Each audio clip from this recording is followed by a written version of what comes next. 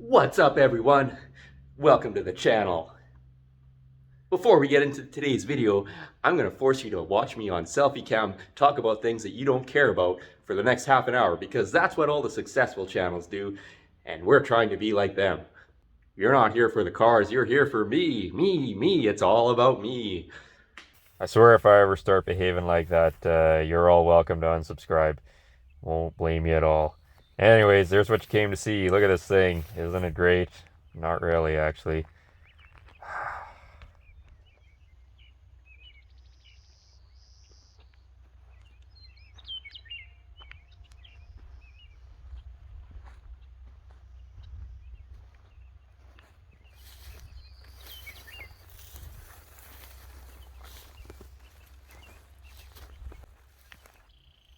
Seems appropriate. So if anyone's wondering, this is a 1966 Chevy C10. And it's got a fair amount of rust. In case you haven't noticed already. I thought I was done with rust, but apparently I'm only getting started. Look at this thing. I I don't know. I really don't know. This this is of course I had to have it. Like, look at it. It's it's got Kyle written all over it. This is one of my favorite parts here. It's all securely attached still, which is what you want. Nothing wrong with that at all. So the magnificent interior. Again, lots of ventilation there.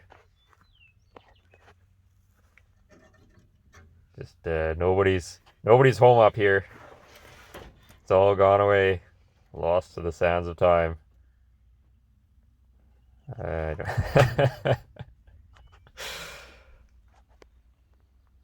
Nice seat though.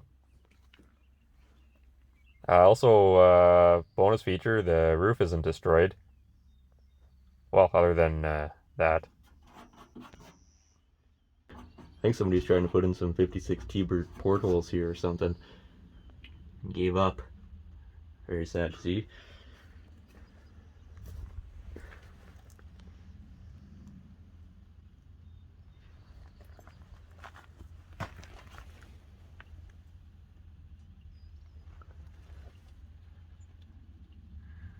Our cab mount has kind of gone away.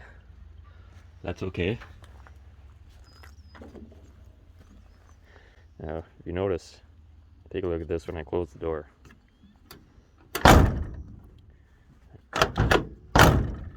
Oh, this isn't supposed to move, in case you're wondering.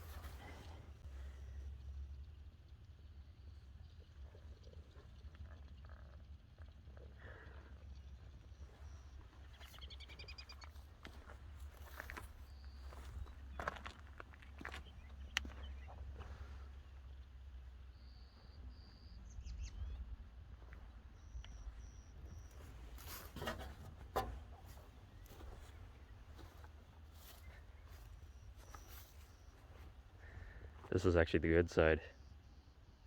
Hard to tell the difference, but that's discerning classic truck owners will notice for sure.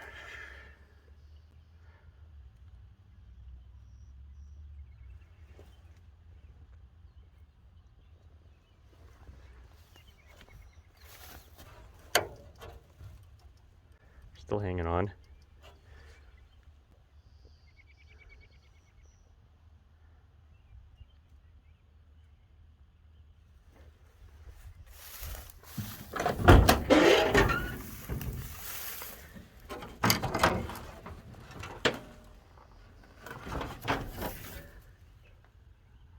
A little bit of erosion. Should be able to put out some barriers to slow that down a little bit.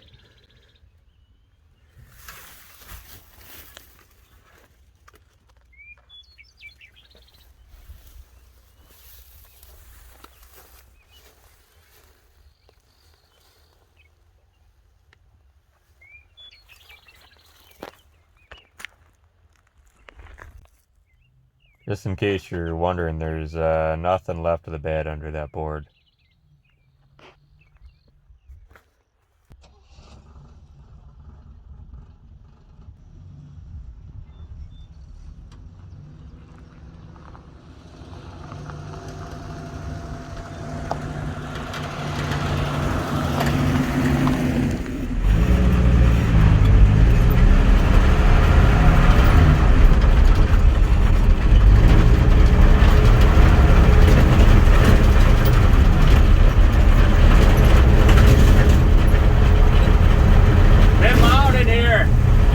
Lots of extra ventilation too. Nice. Really smell the gravel.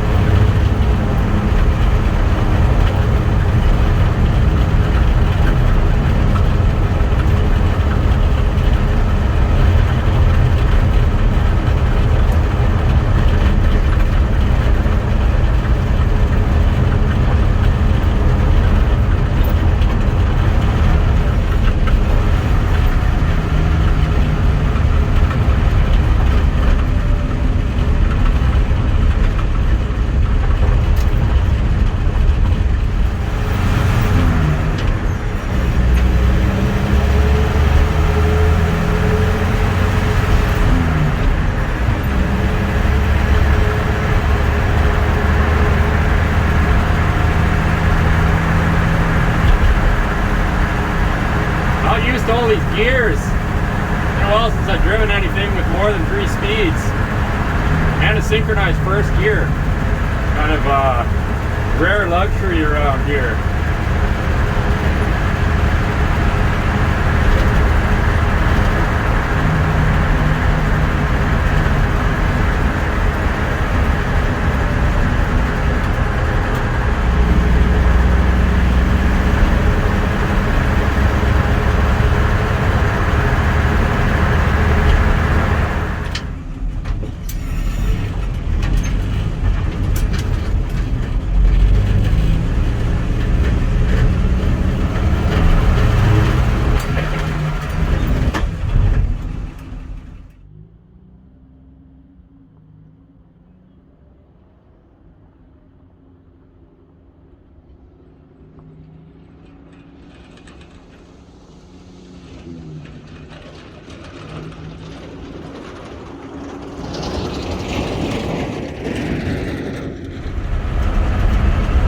Made the mistake of going down this washboard road.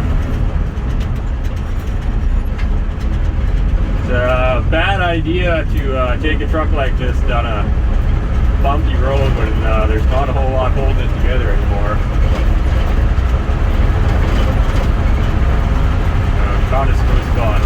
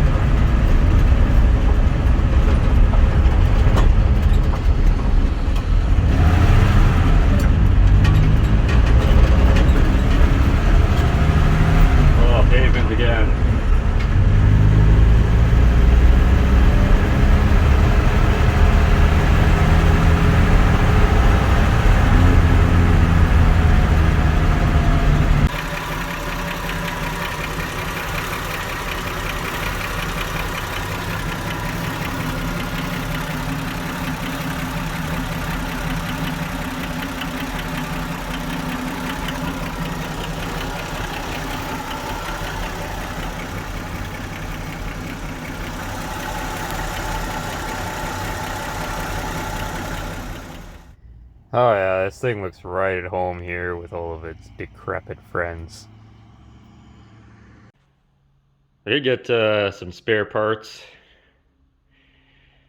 And so yeah, we got bed strips and a fender, light collision damage, trip over some stuff. So I think we can get this ironed out again. It's all, well, this is the most obvious damage, and then it's also something's swaled in here, all through here. It does seem to be fairly solid. There might be a little patch to put in here, but I mean, compared to the fenders that are on the truck and compared to the fenders that usually come off these trucks, this is definitely repairable. I don't know what to do about the driver's side fender yet. If I might just have to pony up and buy a new one. I don't think there's anything to really save on that. The brace is gone, the front's gone, the back's gone, the wheel lip's gone. But they aren't cheap fenders, but I guess my time has got to be worth, you know, more than 25 cents an hour, maybe 30, 40 cents an hour. We did get a pretty decent grill valence panel. These things, I was worried about that because these are like, I don't know, what is it? Well, probably close to $1,000 by the time it gets here for one of these. And I remember when we did my 66, it was like $250 for this panel, and now we're up to $1,000 for a panel that's not even that complicated. But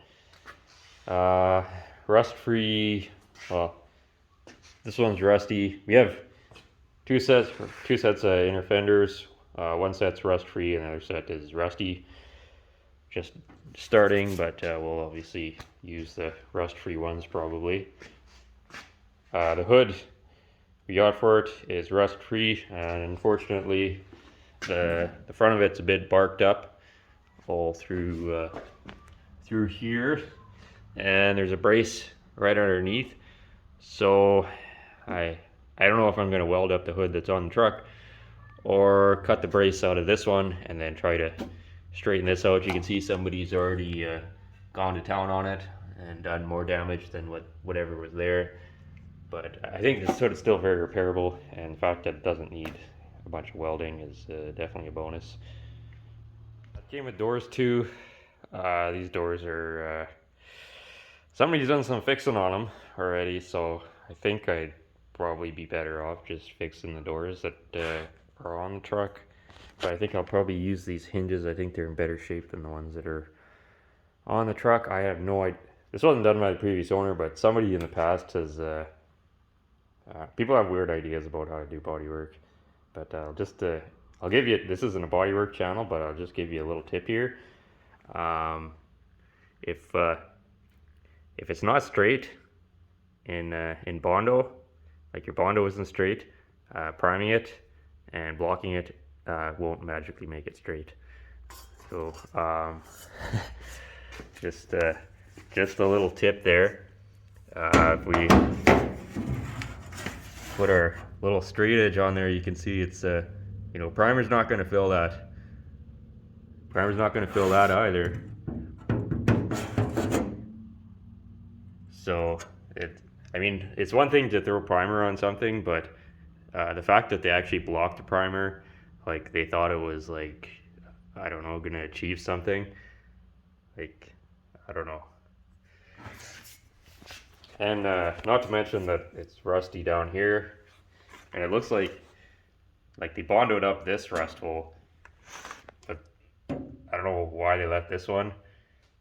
And if you actually look, you can see where they even blocked over it too. So yeah, and this bit of a high spot, you know, you might want to tap that down, but I don't have any interest in trying to sort out somebody else's disaster. So like I said, we're probably just gonna use some hardware off these doors, I guess. And yeah, I don't know if you can see that in the camera, but this thing is like, woo, very friendly, waving back at us. Lots of friendly panels around here, it seems. And one of the coolest things about the whole deal is it came with the bedwood, but this isn't just a regular, bedwood kit that you buy from the store. This is all cut from a 100-year-old Eaton's house package. It's all pine. I guess it'd probably be a couple 100 years old, I guess, if it came from a 100-year-old house package. But how cool is that?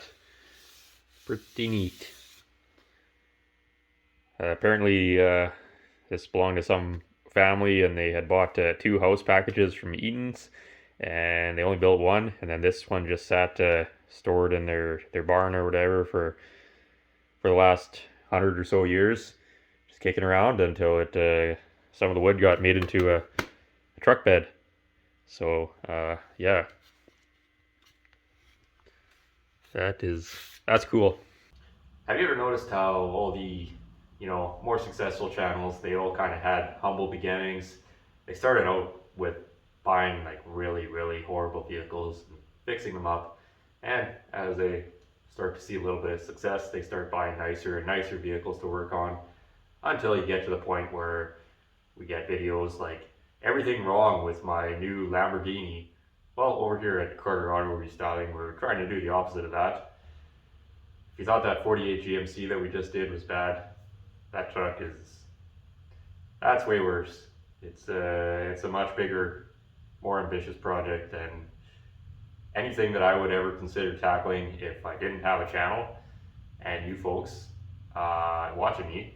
So I'm incredibly thankful for all you people watching and liking and subscribing, and all the people doing the super thanks and the super chats and donations through PayPal, and of course all of our patrons who contribute monthly to help bring you these videos. Without all of you, I wouldn't be doing any of this. I can tell you that right now. So if you folks are interested in seeing that 66 out there get fixed up a bit, please let me know. Please share the videos and whatever else you want to do, because that's a big job, and I have a plan for it. Obviously, if I didn't have a plan, I wouldn't have bought it. But it's going to be a big job, and I'm not sure how far we're going to go on it. I do want to save it, but that's all up to you folks if you're interested or not. If you are, obviously, you know what to do. But if you're not, that's okay. I guess I'll chalk that up to a loss or whatever. But I'm hoping that the gamble with that thing pays off, and we're able to fix it up and do something fun with it. But I'm interested in hearing what you folks have to say, so leave me a comment. Let me know in the comment what you would do with that truck if it was yours, or what you think we should do with it. I'm interested to hear, and whether or not you think we should fix that or not. To me, there is value in it, even though it probably doesn't look like it to you. We'll get into that in the future, but the previous owner is a mechanic, and he rebuilt the transmission. It has a 5-speed overdrive transmission out of an S10 in it. Originally those trucks came with either a 3-speed or a 4-speed, and the 4-speed was basically a 3-speed with a granny low, so it was, pretty much you're topped out at about 55 miles an hour on the highway, which is a bit tedious for modern driving. Not that I care, but anyways, yeah, it's got a rebuilt T5 in it. It's got a rebuilt rear end. Brakes have been gone through. It has had somewhat of a tune-up, I think. All the wiring has been kind of checked over, so all the lights work and everything. Heater works, all that stuff. All the stuff I don't want to do. The engine is a bit clattery, so but it seems to run okay. So to me, there's value in what the previous owner did and the parts that came with it. I'm not a mechanic. I don't like doing that stuff. So our focus here is obviously rust repair and dent repair and body repair and things like that. So that's what we're going to be doing with that truck mainly. But there's going to be some engine things too probably coming up. So yeah, pretty ambitious project, and I sure appreciate all of you watching up to this point, and I hope working on this late model truck here isn't going to scare you away. I was originally kind of in the market for another older truck to do, but that one came up, and it's something I want to do. So I don't want to start working on stuff that I don't want to work on just because I think it's going to make good content. So I bought that because it's something I want to work on. So I hope all of you are going to enjoy it, but if you don't, then again, I guess our loss. Yeah, there's going to be some videos on that truck. Anyway, once again, I've rambled on way too much. So thank you again so much for watching, and hope you're looking forward to some 1966 Chevy work getting done.